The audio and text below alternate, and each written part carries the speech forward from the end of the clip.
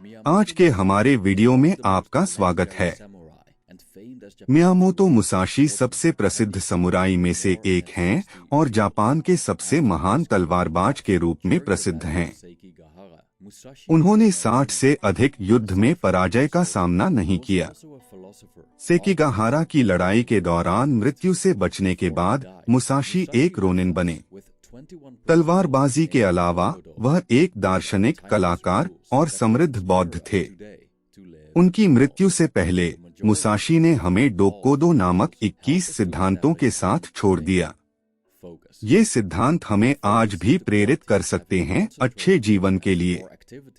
ये सिद्धांत हमें एक चीज को स्थापित करने में मदद करते हैं, ध्यान केंद्रित करना। ध्यान केंद्रित करने की गुणवत्ता किसी चीज पर संकेंद्रित रुचि या गतिविधि की होती है।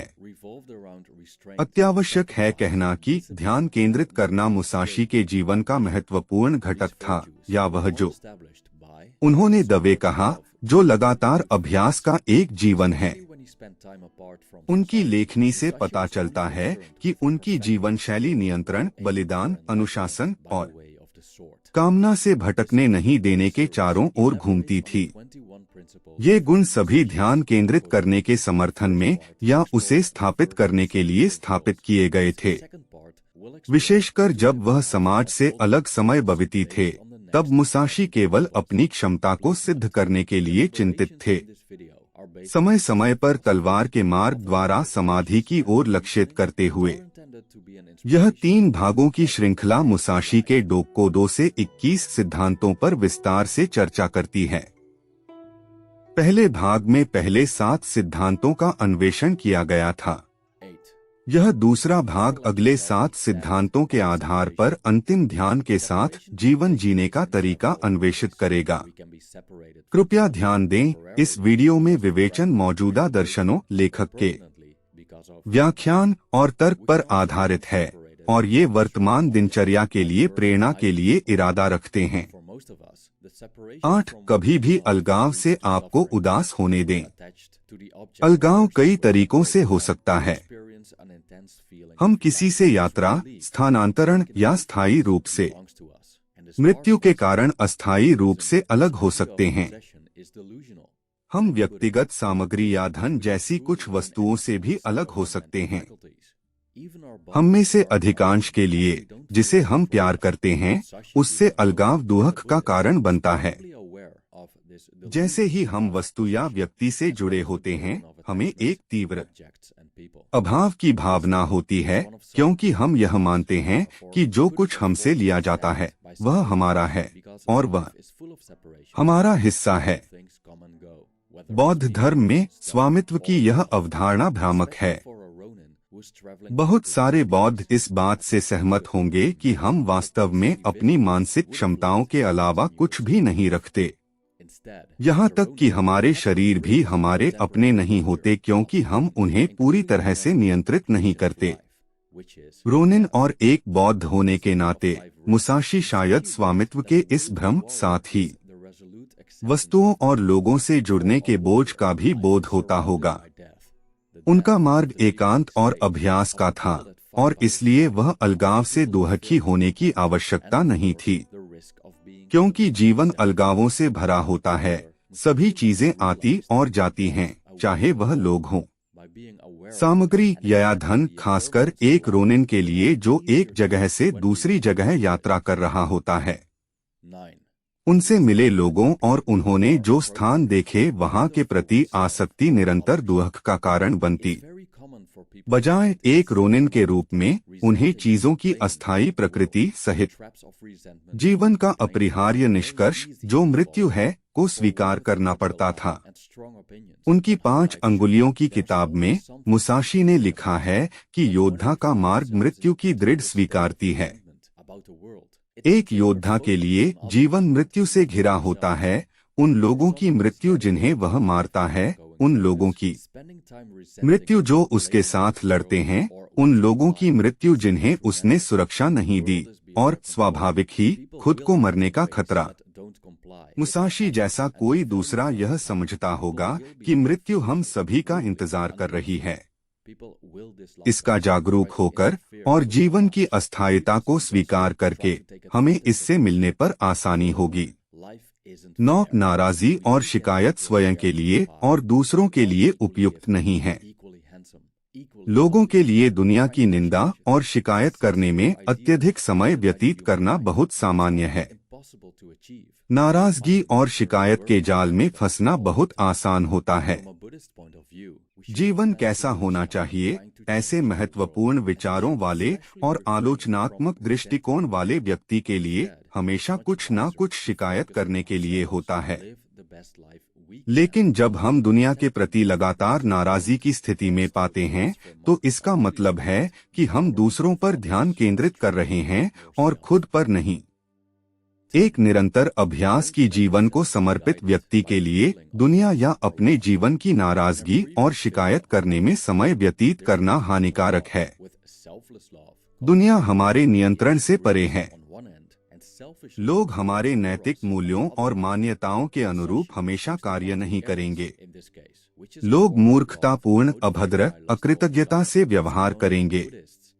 लोग हमें पसंद नहीं करेंगे, हमारी जीवन में हस्तक्षेप करने की कोशिश करेंगे, हमें अन्यायपूर्ण रूप से व्यवहार करेंगे, हमें शोषण करने की कोशिश करेंगे। इसके अलावा जीवन निष्पक्ष नहीं है। हमें समान भाग नहीं मिलते हैं। हम सभी समान रूप से प्रतिभाशाली, हम सभी समान रूप से प्रतिभाशाली, समान रूप से आकर्षक, समान रूप से स्वस्थ नहीं हैं। इसे बदलने की कोशिश करना मनुष्य मन की एक सच्ची आदर्श है, लेकिन इसे प्राप्त करना लगभग असंभव है, क्योंकि हम प्रकृति को हमेशा हमारे खिलाफ काम करते हुए पाएंगे। बौद्ध दृष्टिकोण से हमें दुनिया को बदलने की कोशिश में बहुत अधिक समय व्यतीत नहीं करना चाहिए और हमें विशेष रूप से जो है उसे नाराज करने से बचना चाहिए।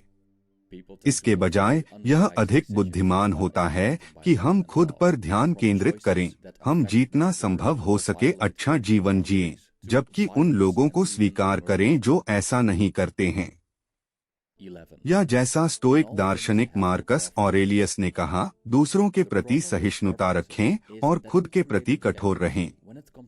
10. आप स्वयं को कामुकता या प्रेम की भावना द्वारा मार्गदर्शित होने दें।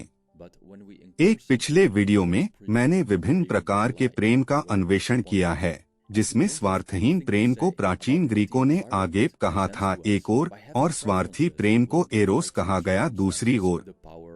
मुसाशी इस मामले में एरोस की ओर इशारा करते हैं, जो कामुकता द्वारा प्रेरित प्रेम का एक रूप है, जिसे बौद्धों के बीच रोमांटिक प्रेम के नाम से जाना जाता है। आज की कई संस्कृतियों में हम देखते हैं कि रोमांटिक प्रेम को अंतिम चिंता की स्थिति तक उन्नत किया गया है। यह मानव अनुभव लगभग दैवी रूप से देखा जाता है और इस प्रकार हमारे पीछे भागने और बलिदान करने के योग्य।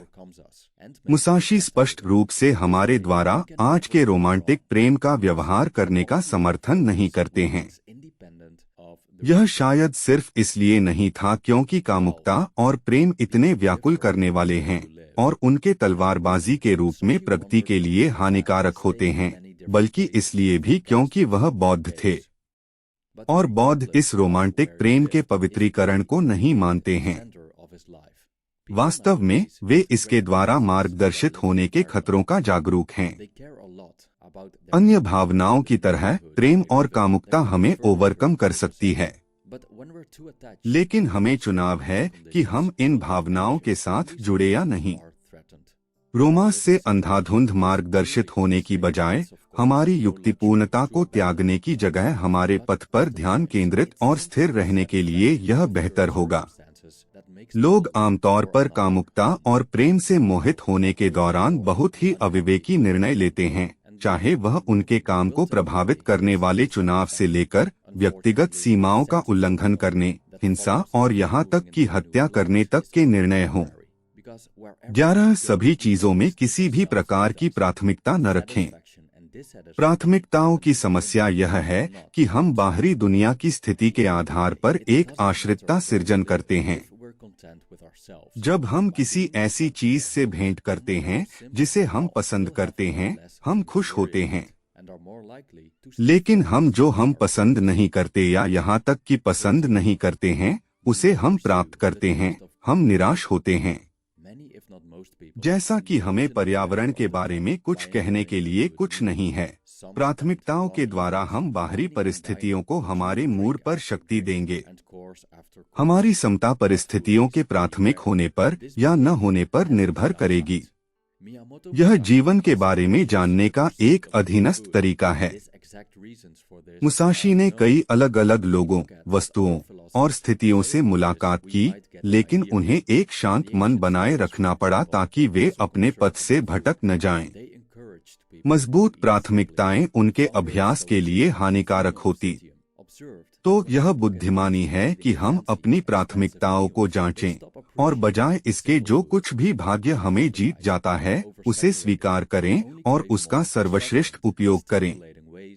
इस तरह हम कभी गलत नहीं हो सकते और इस प्रकार हमारे ध्यान की गुणवत्ता परिणाम से स्वतंत्र रहती है। 12 आप जहां रहते हैं उसके प्रति उदासीन रहें। रोनिन होते हुए मुसाशी ने जापान का भ्रमण किया, कई अलग अलग स्थानों पर रहा, महलों से लेकर गुफाओं तक। लेकिन चाहे वह जहां भी रहते थे, उनका मार्ग उनके जीवन का केंद्र बना रहा। आजकल के लोग अपने रहने के पर्यावरण पर बहुत ज्यादा जोर देते हैं। वे अपने घरों की बहुत परवाह करते हैं। वे जिस पड़ोस में रहते हैं, वे किस प्रकार के फर्नीचर का मालिक हैं। लेकिन जब हम कुछ निश्चित रहने की स्थितियों से बहुत अधिक संलग्न होते हैं तो हम घबरा जाते हैं जब ये स्थितियां खतरे में पड़ती हैं। जब हमारी रहने की स्थिति वास्तव में असुरक्षित होती है, यह बिल्कुल भी सुविधा नहीं होती कि हम उस स्थान को छोड़ दें। लेकिन अक्सर यह साधारण असंतोष है। वर्तमान परिस्थितियों के साथ जो लोगों को दूसरे घर की खोज करने के लिए बनाता है। कुछ लोग अपने वर्तमान घर से जल्दी बोर हो जाते हैं और असंतुष्ट होते हैं और विश्वास करते हैं कि चला जाना इस असंतोष को दूर करेगा। दुर्भाग्यवश संतोष की भावना जो नए स्थान में चले जाने के बाद आती है, वह केवल अस्थायी होती है, क्योंकि हम जहां भी जाते हैं हम हमेशा अपने आप को साथ ले जाते हैं। संतोष और असंतोष हमारे अंदर ही होते हैं, बाहर नहीं। दिन के अंत में यह मायने नहीं रखता कि हम कहाँ रहते हैं अगर हम अपने आप में संतुष्ट हैं। अपने घरों से संतुष्ट होने से, चाहे वह कितना भी साधारण और छोटा हो, हमें एक का चिंता करने की चीज होगी और हमें अधिक संभावना होगी हमारे उद्देश्य पर केंद्रित रहने की। 13 अच्छे खाने के स्वाद का पीछा ना करें। बहुत सारे लोग, अगर नहीं तो अधिकांश लोग, अच्छे भोजन का आनंद लेने से जीभ के सुख में खुद को खो देते हैं। कुछ लोग लंबी रातों तक खाना पीना करते हैं, पीने के बाद पीने और कोर्स के बाद कोर्स। लेकिन भोजन प्रेमियों, सतर्क रहें, इस व्यवहार में अपने नुकसान हैं। मियामोतो मुसाशी अच्छे भोजन का पीछा करने का विरोध करते हैं। इसके लिए उनके ठीक कारण मालूम नहीं हैं। लेकिन जब हम देखते हैं कि अन्य दार्शनिकों ने इसके बारे में क्या कहना था, हमें एक विचार मिल सकता है। प्राचीन स्टोइक उदाहरण के लिए खाने के बारे में भी चिंतित थे।